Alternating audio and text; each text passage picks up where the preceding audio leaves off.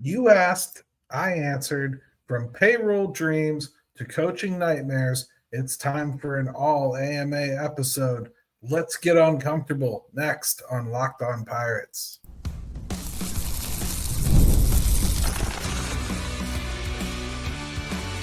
You are Locked On Pirates, your daily Pittsburgh Pirates podcast, part of the Locked On Podcast Network, your team every day. Welcome to Locked On Pirates, your daily podcast covering all things Pittsburgh Pirates. I'm your host, Gary Morgan, and today we're doing something a little different, an all AMA episode. That's right, you asked the questions, and I'm diving into every single one. No sugarcoating, no dodging. Let's get into it. But first, today's episode is brought to you by FanDuel. Right now, new customers can bet just $5, and if your bet wins, you'll get $300 in bonus bets to use across the app. Download the app today. All AMA means all AMA. I'm not going to talk about the Pirates' loss to the Reds in the Game 3 finale of that series. 2-1. They had a good shot at it. They pitched well. I'm sure we'll talk more. I put Braxton Ashcraft's pretty face on the cover of this thing just to acknowledge him a little bit, but this is all about questions. Why don't the Pirates invest in elite development staff and tech if they won't spend on players? This is an interesting question, if only because one of the biggest criticisms of Ben Cherington has been that he has spent an inordinate amount of his budgeted payroll money on his analytics department and his, training staff. So I think the allocation that you're looking for has been spent. Just it hasn't been spent effectively. And I would think the other side of this coin that is important to mention is, doesn't every team kind of think that they're smartly investing in their development system and some of those analytical things? I think so. I think that every team thinks they are. I certainly don't think that any team sees $100,000 spent on something in development equaling a $10 million contract at the major league level. Like, I understand the spirit of your question. I think what I would say is that largely they have invested more into this than a lot of teams have, and it hasn't been as productive as you'd like. That said, they've made a lot of decisions on the pitching side that have worked. They've made a lot of decisions on the hitting side that haven't. So they've done a really good job of developing some things. I like the changes they've made to the system, and I think some of the newer guys coming along are evidence that they've done well there, and they've made some crucial changes to the way that they were attacking this problem. It might very well be that the problem is fixed and the GM's still going to pay the price for it, honestly. Say they do get a cap system.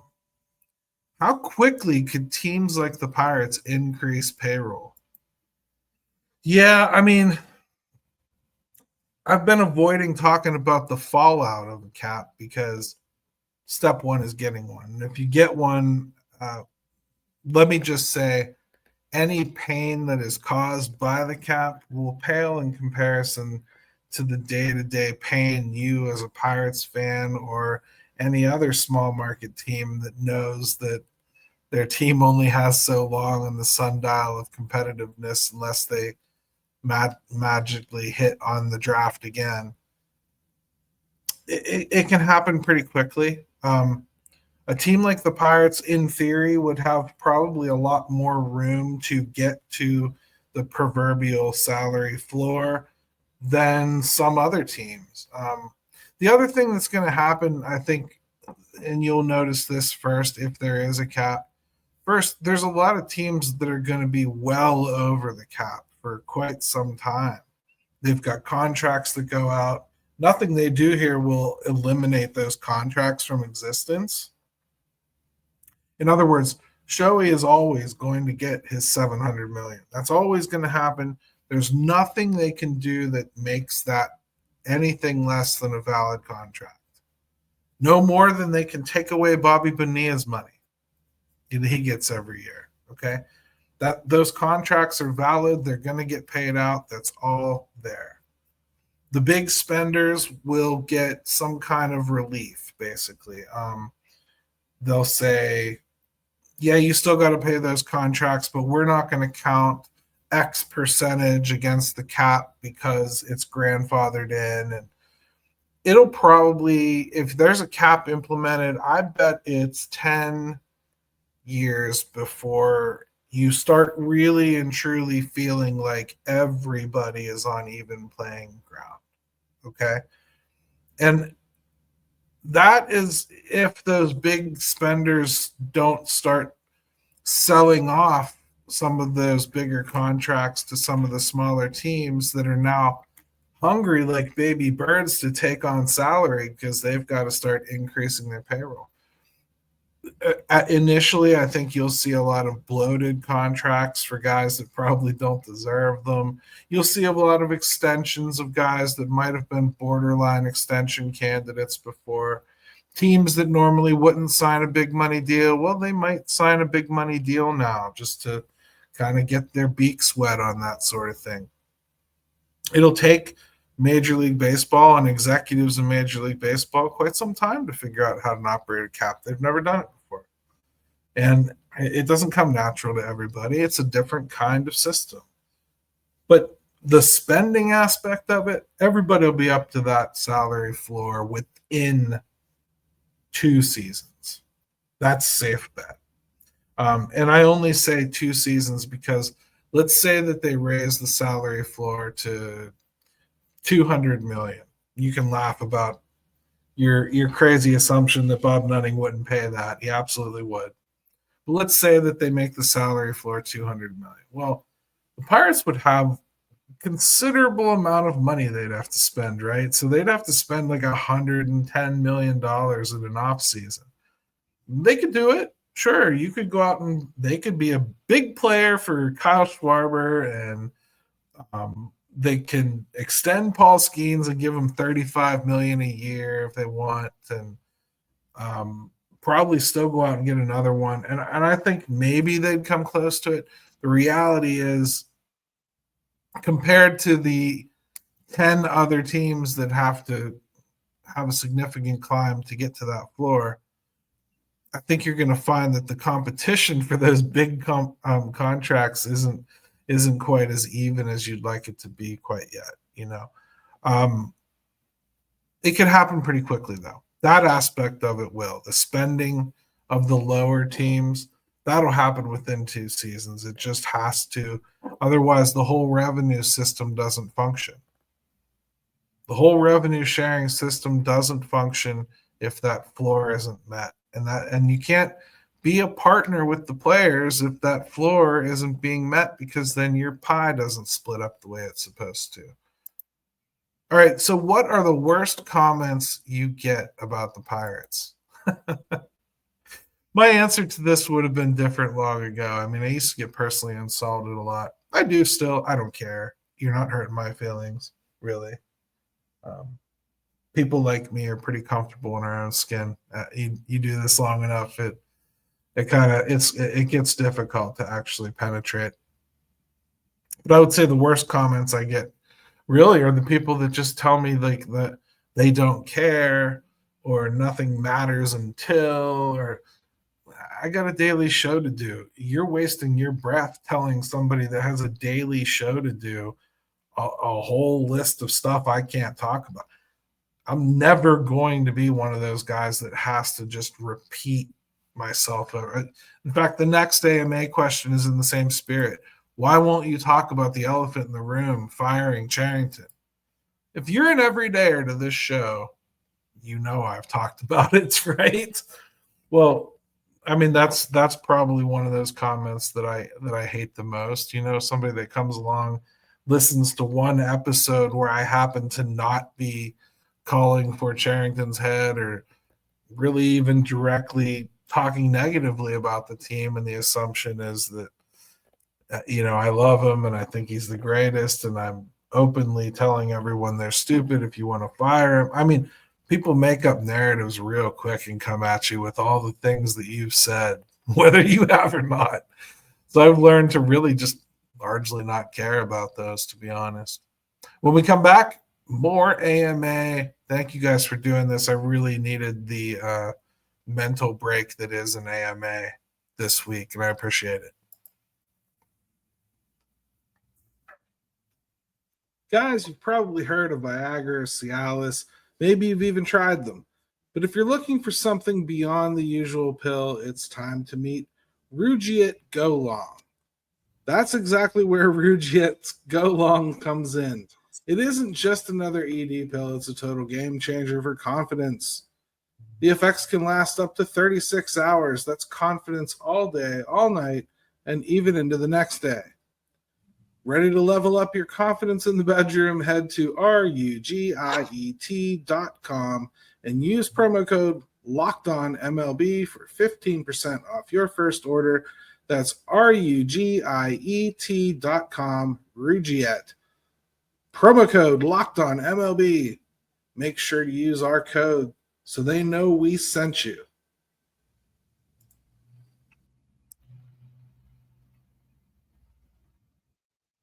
Hey, welcome back to Locked On Pirates. Make sure you hit that subscribe button, smash the like, drop the comments. That's how these AMAs come to be. You guys are dropping them to me. You're DMing them to me. Some people are creating X accounts just so they can interact. However you do it, I'll try to find them. I'll include them. I'm getting them in every day. I could probably do an AMA 3-4 times a week if I just wanted to. Even if Don Kelly returns, do we see changes on the coaching staff? Yeah, I don't know. I can't speak for what he's thought of his bench coach, which is Truby. I can guarantee he's not allowed to or would even want to change anything in the pitching coaching. That's been great. Hitting coach, I can't imagine that he's blaming Matt Haig for everything, but hey, maybe he's got a different idea of what they need as a hitting coach at this level. I don't know.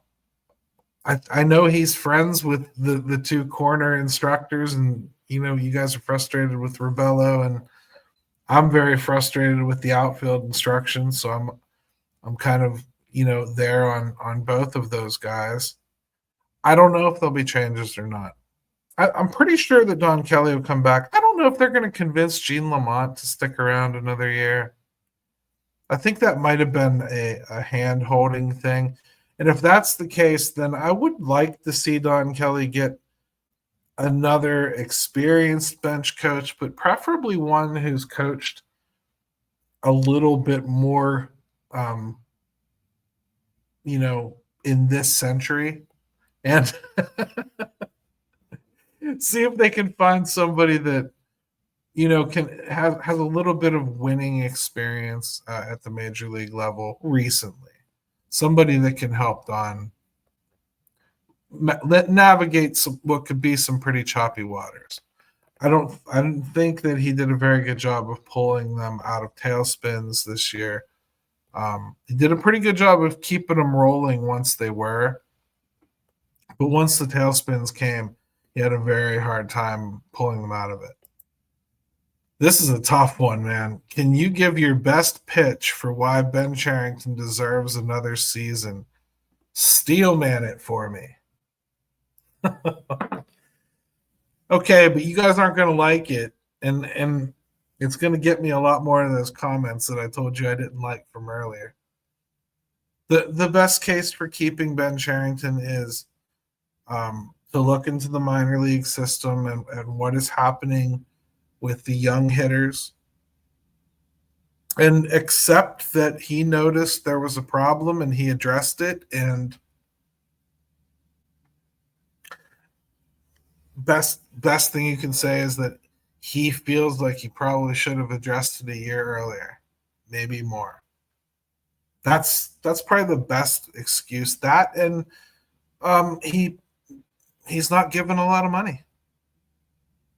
So I think like you could say what's going to be the difference with the new GM. And maybe I kind of like the way things are headed in the minor leagues right now.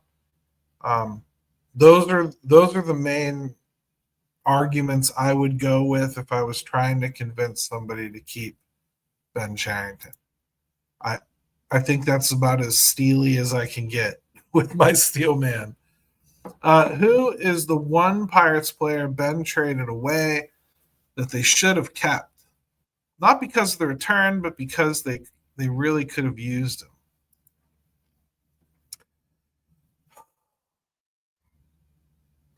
This isn't a trade, so this might not be fair. But Miguel Andujar, I think they could have used him really in 2023, and he could have been a nice piece last year, and he could have been a decent piece this year, and this is just a team that hasn't been able to hit, and that's all that the guy does. And if you want to say that he doesn't have a position, well, he's got just as many firmed up positions as Rafael Flores, and we're all ready to have him be on the team. Miguel Andujar, that would be my pick. I know that might not be the one you think you'd want to hear, but that's the one I would pick. It feels to me like he's the one that I probably have the hardest time. I guess the other one I would think of would be Quinn Priester. Again, I just don't feel like the pitching has been a problem, and I like Nick York. I do. I like Nick York, and what's going on with Quinn Priester has gone beyond just a good start and onto a full-on fluke territory. The Brewers are just pulling them out of their backside to make sure that they keep that winning streak alive every time he touches the mound.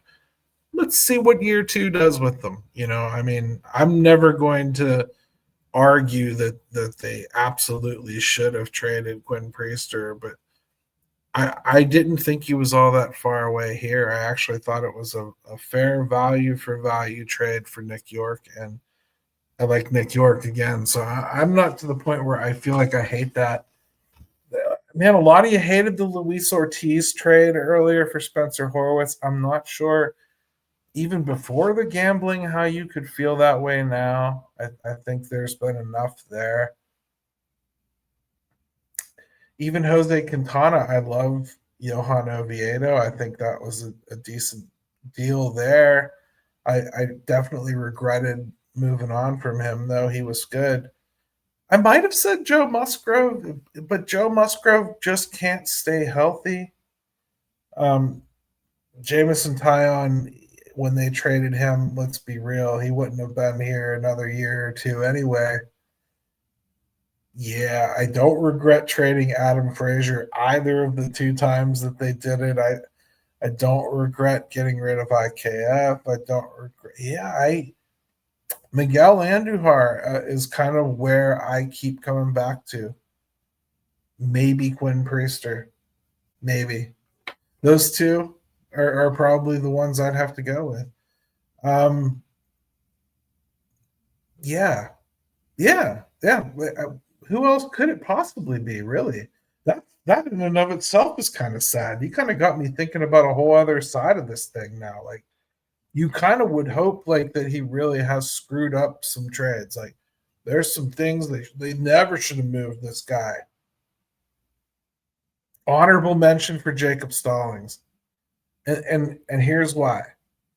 Because I think trading Jacob Stallings, while I do like Kyle Nicholas, I'm happy he's here and everything, but trading Jacob Stallings sent us into this weird, all of a sudden we don't have any catchers, and now we've got to make sure that we draft a bunch of catchers and trade for catchers, and they've got to be the target of damn near every trade because we've so weakened a room. And that's if you don't give them credit for the first decision Ben Cherington made, really, was moving on from Elias Diaz. Maybe that's the guy. Elias Diaz is the catcher that he moved on from immediately that went on to be an all-star, remember? And then, like, he ended up having some good time in Colorado. I'm not saying he's great, but that's a guy that could have solidified the catching position for the last half decade. Right there, you had him in hand. In fact, you had two guys in hand that probably could have done that.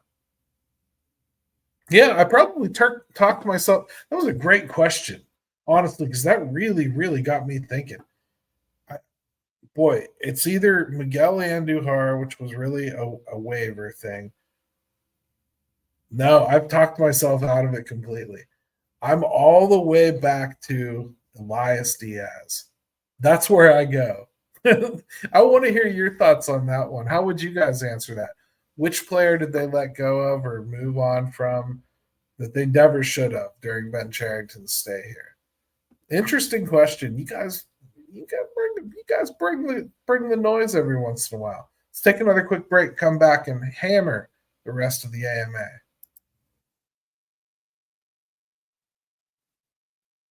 The NFL season is almost here, and FanDuel is making sure you're ready for kickoff with a can't-miss offer.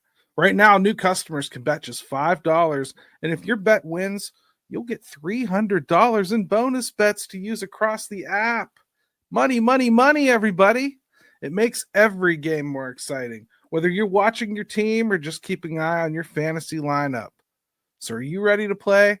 Download the FanDuel app now by visiting FanDuel.com to get started. That's FanDuel.com to place your first $5 bet.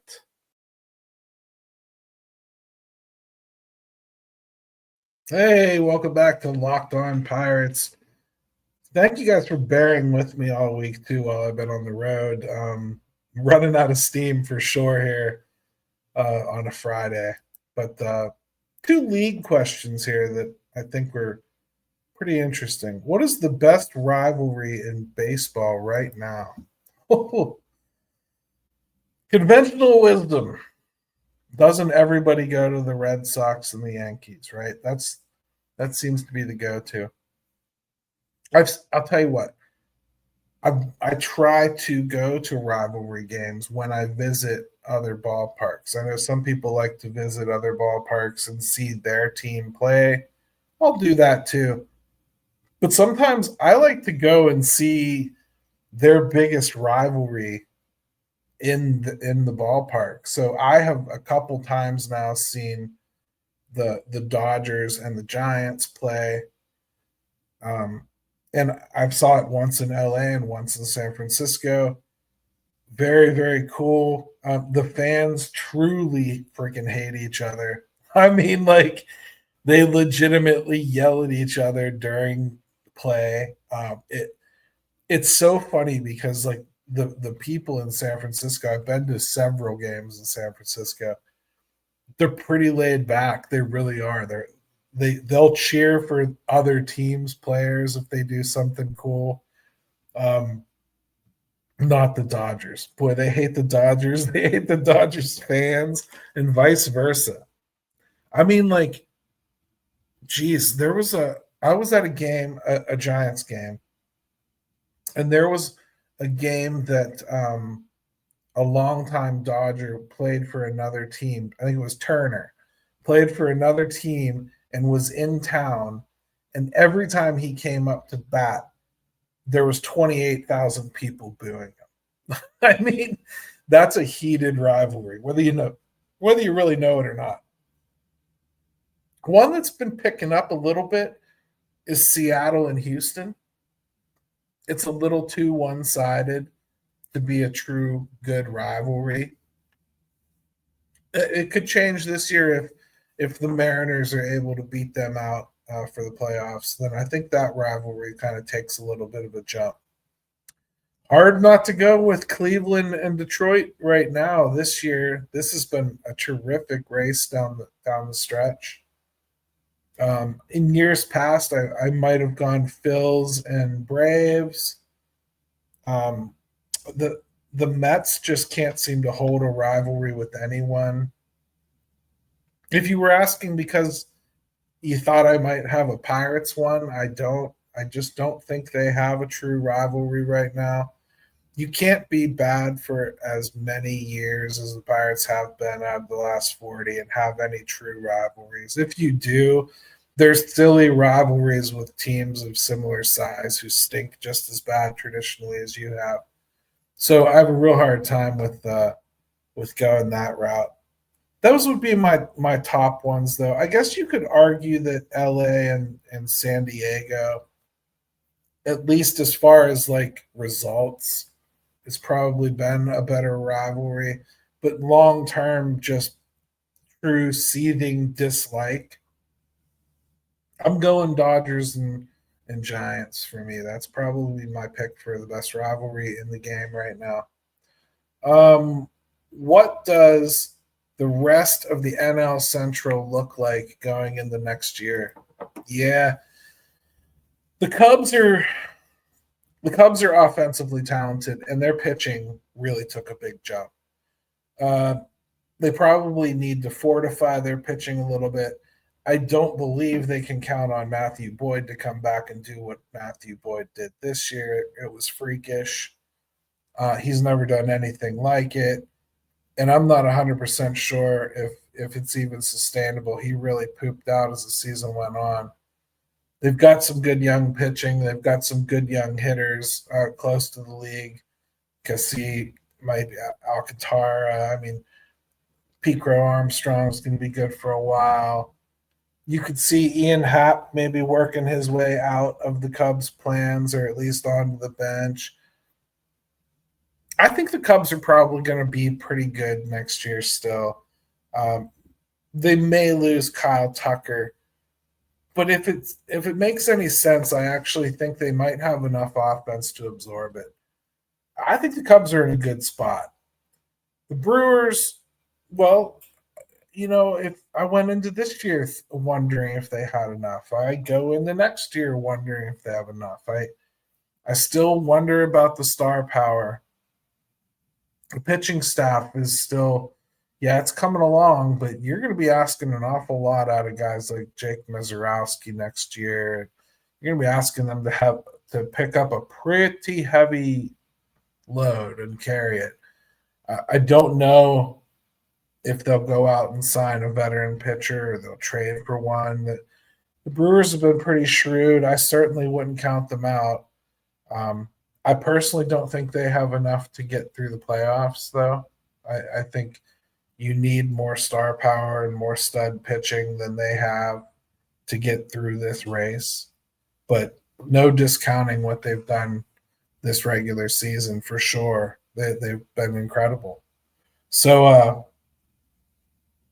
I hesitate to say they're going to take a step back because they probably won't. I think they'll be a good team next year still, although on paper, I wonder how. And again, I wondered how coming into this one.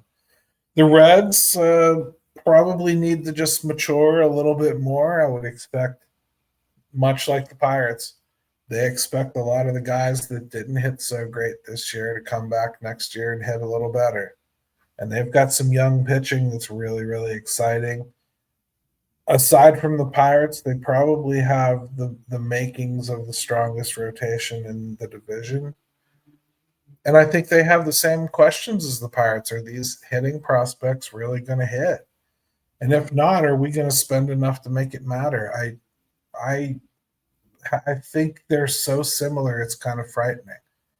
And they've got more to show for it, and they hired a legendary coach to kind of make sure that there was some good glue in that room, and it's worked out great for them. The Cardinals. The